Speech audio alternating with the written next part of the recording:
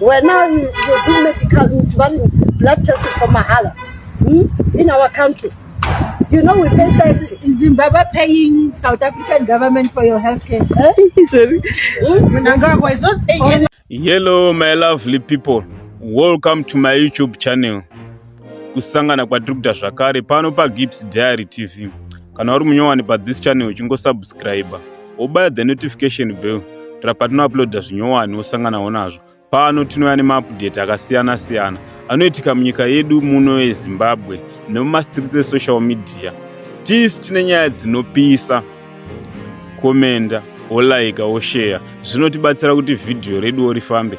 Nhasi ndauya neupdate yemudzimai adzingwa muchipatara kuSouth Africa akazvitakura anga aenda kunogarira zvikanzi aiwazve dzokera kwaMnangagwa uinde unogarirako kana kuenda mumba maRamaphosa kuNorth West ikoko. Saka ndoda kuti muone update iyo. After update yevideo iyi munzwe audio yataurwa na Baba Chipeneti vachitaurawo maererano nezvematongerwo enyika. Saka enjoy this video. Why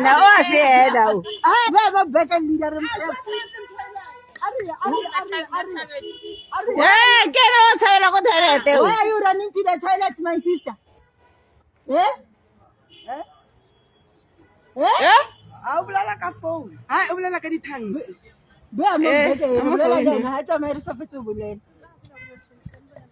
Sisters, we are talking to you. Switch off the phone. We are talking to you. We are talking to you. Switch off the phone.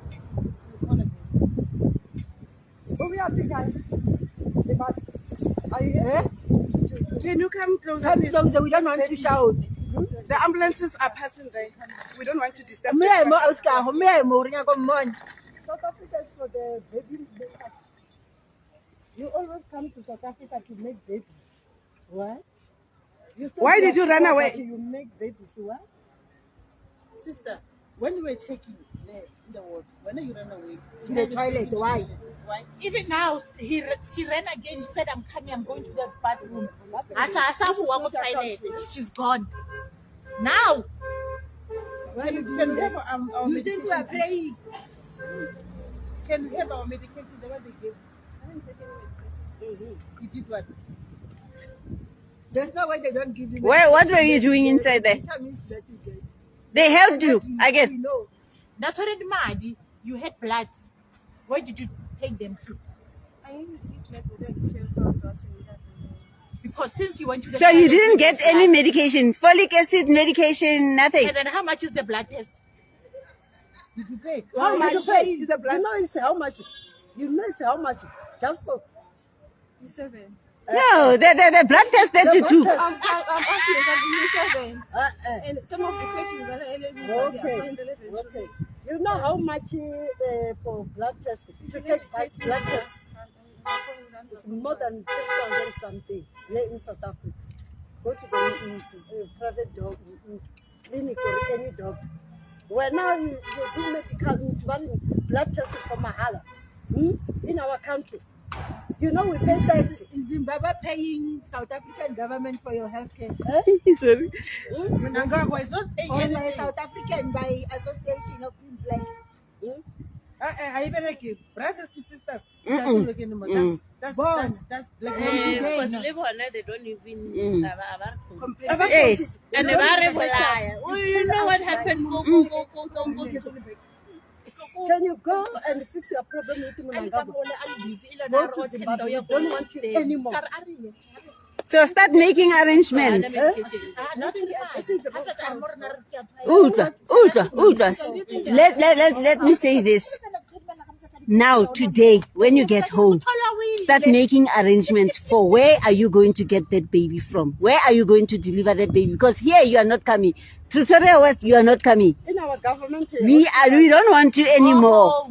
Start making arrangements where you are going to deliver that child. Because here we don't want you. Ramaphosa open the border for you. You can go there. Yeah, you can go into Ramaphosa's house. He will help you deliver the child. No, leader, even Julius Malema. Yeah, yeah, even Julius Malema. Wrong person. Are you not pregnant? Are you not using our facilities free? Are you not using our facilities? How much did you What is wrong here? Because you are using our facilities.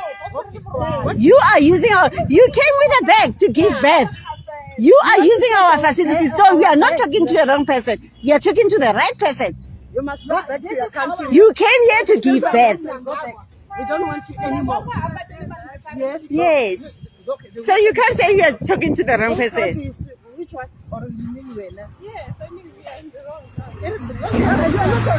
You are here. It's you who are here. It's you who are here in South Africa. What? Does nothing. My dear. You are not a South African. Yes. As long as you are not a South African. As much as you kill our brothers. Yes. Yes. Your brothers are killing us. Killing us. Yeah, you will die for the Zimbabweans. For the Zimbabweans that are killing us. I killed your Oscar. Where are you from? Where are you from? Are you foreigner? I'm not my country. Where are you from? I'm from Zimbabwe. Yeah. Yes, Zimbabwe. Nani kubata mukadzi ane chikomba pane kurega mukadzi achinda anoti zereva kunorembedza chandengenda chemusoro uchiimbira zvinhu zvezano ndokupata kunana chimbwido chaivo vakabvisirwa mumhandara muhondo pakaita bvachu reropa pachiita kunge paurawa nhongo yembudzi izvozvo havana kana chavainaso vana chimbwido wati moiwe zvako nomutsindarinda wakadhakwa unopishikira mberi kunge dununu ndonokokorodzwa hendi vana maito nemba zvezano mapedzi unomaziva ipapa unoti ukaenda kunguva yechikadzi oita kunama nyasi nenamo unge mukoko wenyuchi pfutsake mwana ari kudzidza akagara padombo mai muchiimba zvinhu zvekudhakwa moda kutochekwa masare hamusi kuona kuti nyika ina kumira zvakanaka here kufuta sure kunge bharuma vana mai mapenzi tarohwa nevana venyu nekupusa ikoko zano inokuendesai zvipatara zvina mushonga vanhu vari kuberekera pasi pemiti voita mukadzi anoenda kunoimba zvinhu zvezano zvekupenga inhamo rudziko yamunayo vanambwa imi sora muchiimba zvinhu zvakadhakwa mopiwa chikandikwa chimwangembwa mukore uno kuna anonzi mapedzi kuna anonzi mapendilina imuchipishika nematanda emuzeze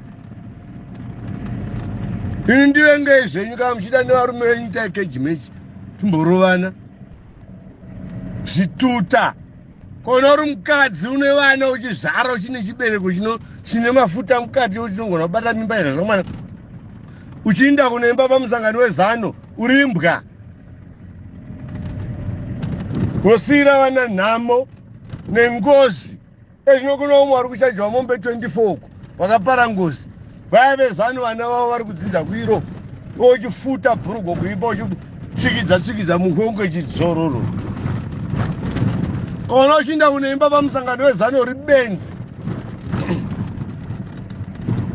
murungodiriza rugare govamwe nedikita renyu vana mai mapenzi unofira chizambia chakadhirowa musoro umo murume wako murume achanga ari kupi masare here amunawo kamuda masare enyu aida kutoita kurimigwa pasi tisana mai zano tisana naye zano tisana mai zano mai vezano ane bhurugwe reyelo pakati kudero ndozvakadana mai vezano izvozvo indaa mune dzimwe nyika munoona vanhu vakadzi vanotsigira mamapolitical party indaa munoona vakadzi veku-ANC uku vanotsigira ANC hapana siri kudhiraivha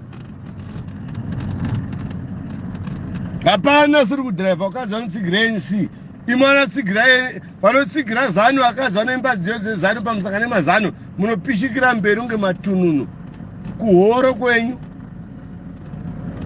tikasakuudzai kamuchangamuke vanambwa basa kurembedza garitozi rinenge chigubhu chakadziswa kumoto vana vachidzidza vakagara pamadombo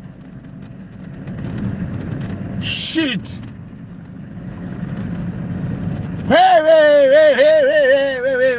vana vevanhu vamuri kutsigira varudzidza kueurope vanodzoka vachiti it's like iwe nomurume wako muchivatana muchibuda dzoti tsoti remasadza to hell with you nechizano chenyu chocho ndotokuudzai kana zvirume zvenyu zvichiti zvandurai ngavandurai bheta ndife ndiri mbwa inohukura pane kumba kufa ndiri rushumba kwakanyarara muri madata winde vanhu musenzeswa nevamwe vanhu vachiita vachiba ugoridhe imuchitora muchiimbisiwa mupesvuka nemboipa uchizambia choita 30 rand kana muine nhamo tiudzei ndikutengerai bhutsu nemandawei nematishu unobva pamusangano papo unda unopishika nematanda emuzeze this 21st century vana mai mapenzi bheta kutohura unowana mari pane kuenda kunogara pamusangano wezano hamugutsikane nenhamo yamuri kutamba makaita sei ezvinowana ari kugraduata uko basa hapana muchingombira mai munangagota kubikira inyovhe papa dhimoni ukona une dhimoni wekusapota zano mukoroni the big dhimoni rakaipa kudarika satani kona uchirega mukadzi wako achiinda pamusangano wezano uri devil ukarikecha munanofuta sure kufuta sure so achimba zvinhu zvezano ezvinohwenjeva kumuitira kanzatu imuchingofuta sure muchimba zvinhu zvezano matununu tafanire nhamo anambwa iswamo tichiti it's like the rain is coming. It's like I'm going to sleep on a therapeutic bed now. I'm so tired. Imuchita dog style yekuimbira nge matununu. Soro izere tsinga. Soro uchimba zvinhu zvezano ngezviwenga matununu. Nyasi dzakasviba kuti ukakotama munhu uchida kununga fukwe pachituna nhonzi zvinoti kurukutu kuzara kumasuro magreen bomba mabhirinyongwa ana mai matununu